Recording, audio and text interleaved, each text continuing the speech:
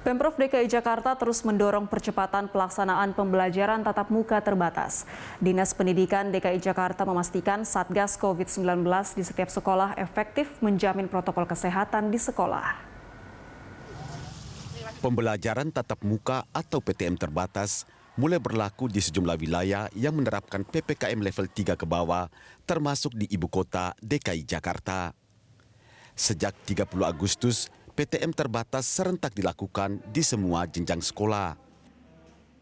Dinas Pendidikan DKI Jakarta terus berupaya mendorong pelaksanaan PTM terbatas untuk menekan resiko learning loss pada siswa.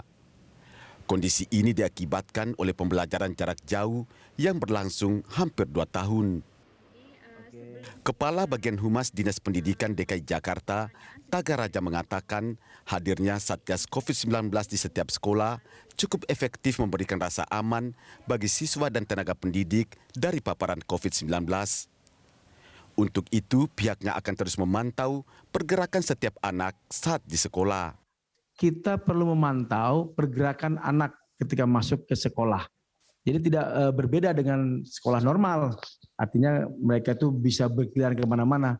Kalau dalam PTM terbatas ini, dari mulai masuk ke dalam gerbang sekolah, itu diarahkan mencuci tangan, itu sudah ada petugas yang mengontrol. Itu Satgas COVID di sekolah.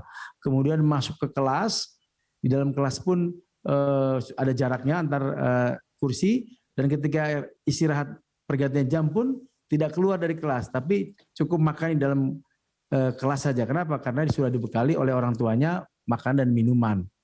Dan ketika pulang pun diawasi juga. Jadi artinya kalau dilihat efektivitasnya sangat efektif.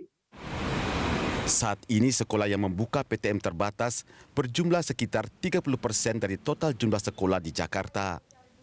Dinas Pendidikan DKI Jakarta menargetkan semua sekolah dapat membuka PTM terbatas pada akhir Oktober 2021 mendatang. Harapannya agar seluruh sekolah di DKI senantiasa menyiapkan untuk membuka PTM terbatas. Kita ada 10.000 lebih sekolah di DKI Jakarta yang dibina oleh Dinas Pendidikan dan Kementerian Agama. Artinya ini perlu dukungan yang kuat, perlu persiapan yang matang, bukan saja persiapan pembelajaran, tapi juga persiapan protokol kesehatan yang ketat. Kebijakan membuka PTM terbatas dilakukan pemerintah berdasarkan pertimbangan yang matang. Partisipasi semua pihak diharapkan dapat mendukung pelaksanaan pembelajaran tatap muka sekaligus menjamin rasa aman bagi anak sekolah dan tenaga pendidik dari paparan COVID-19. Disiplin penerapan protokol kesehatan seperti memakai masker dan vaksinasi harus menjadi prioritas untuk menekan persebaran COVID-19 di ibu kota. Ayo pakai masker, ayo cepat vaksin. Said Masur, Berita 1, Jakarta.